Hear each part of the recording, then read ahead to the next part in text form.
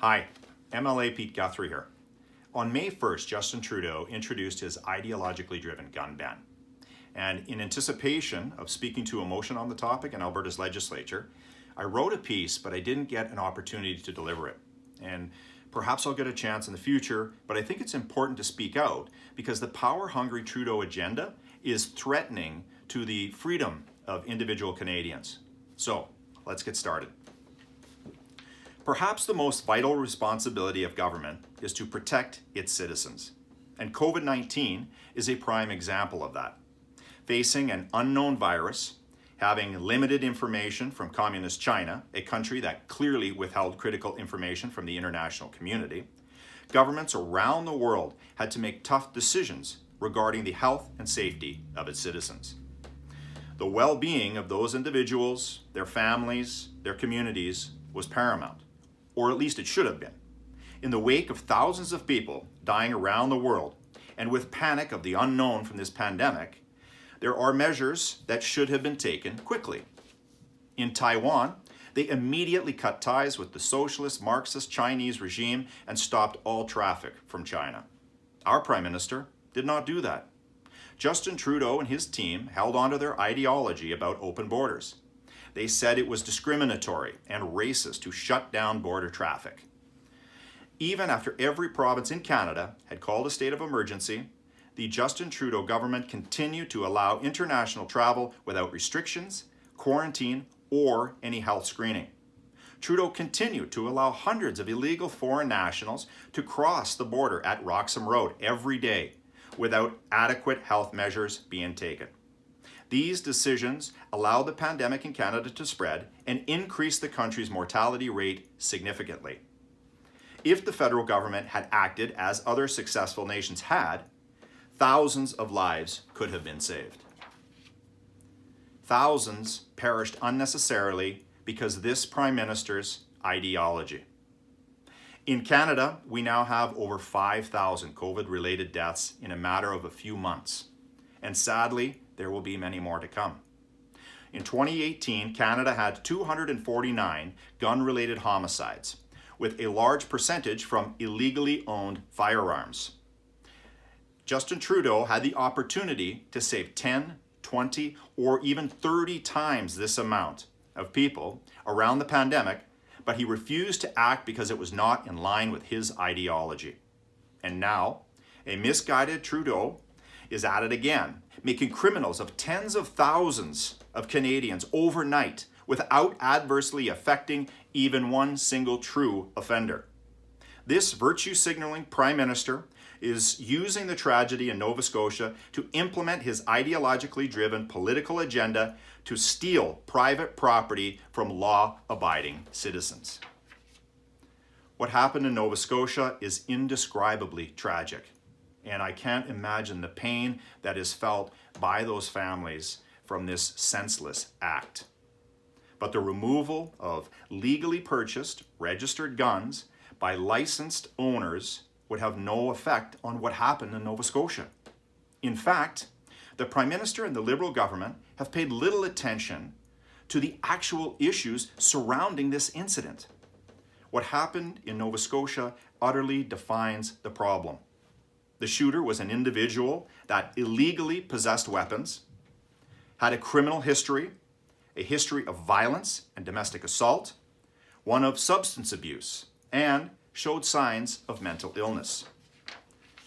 If this federal government truly intends to have a positive impact, then control the trafficking of illegal firearms flooding across our southern border, establish appropriate laws that punish violent offenders, and provide more supports to those with mental illness, and develop specific protocols for dealing with individuals that have violent tendencies. Justin Trudeau spending $600 million taxpayer dollars to purchase weapons will not save lives. In reality, this Liberal government is doing everything they can to make matters worse in this country. They repealed mandatory minimums put in place by the Harper government. They are moving to lighter criminal sentences and making it easier to obtain pardons. They are weak on bail and parole measures. They want to reduce border controls where illegal guns and drugs are transported.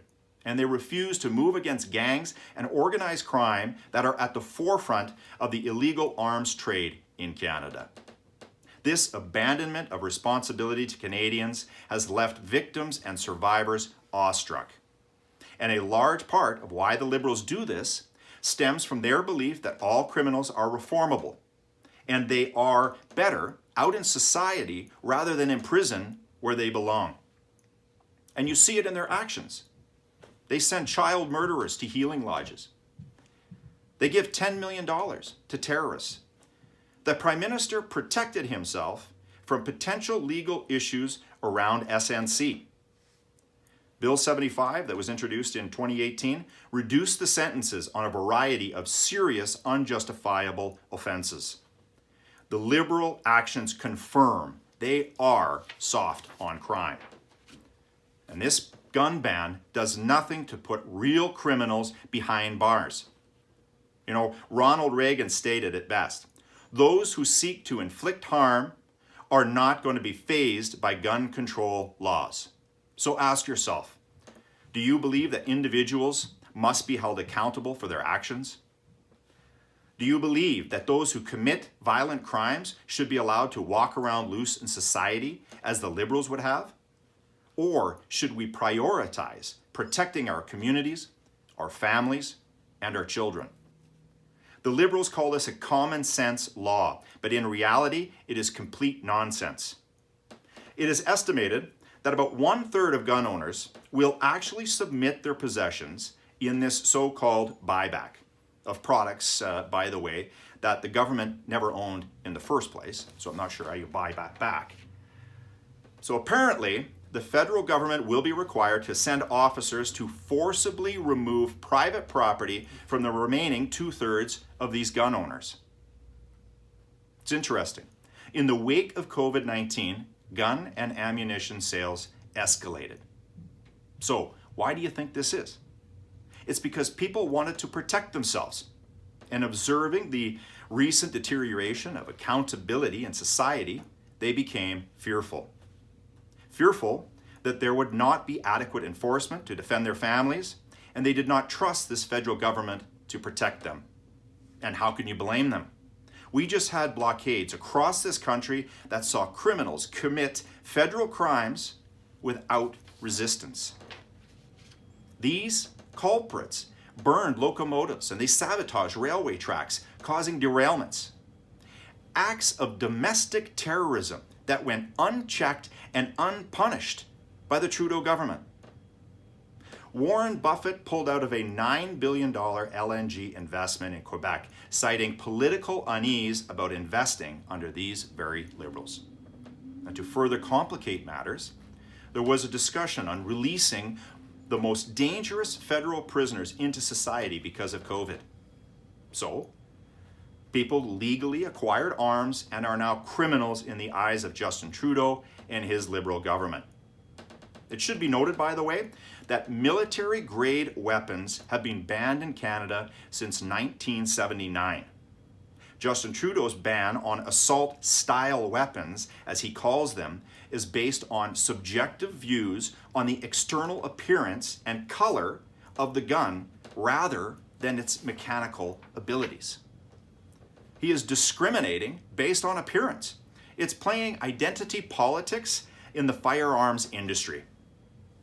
This ban is really about slowly taking away the rights of Canadians in a step-by-step fashion. The Prime Minister has openly spoken of his admiration for the brutal Communist Republic of China and his love of the human rights criminal Fidel Castro. Now, this Liberal government is taking action to implement similar policies found in oppressive regimes. First, disarm the public with a gun ban. Then, with the recent power grab where Trudeau tried to obtain fiscal control without Parliament's consent, they monitored social media and they are pushing to censor internet content to align with their leftist agenda. The Liberals are doling out huge grants to those media outlets that support their views, effectively ending free press. The Trudeau Liberals made changes to seize more control during elections. And they amended Section 253 of the Criminal Code to allow police officers to enter a person's home for up to 2 hours after driving to give breathalyzers. A move that is blatantly unconstitutional and one that officers would not enforce. The moves and attempts by this federal government to infringe on the civil liberties of Canadians continues to unfold. In February, Trudeau was called the most dangerous man in Canadian political history because of the draconian tactics he and his government are pursuing. And his latest move to create criminals of law-abiding citizens is a continuation of his socialist agenda and mission to consolidate power. It is time for Alberta to have a voice in Confederation. It's time for Alberta to obtain our own firearms officer, and it's time for a review of provincial policing. Albertans are not going to stand for the antics of Justin Castro. The citizens of this province spoke loud and clear during the last federal election regarding the trust that they have for this Liberal Party. And this UCP government will be there to defend and protect Albertans. Thank you.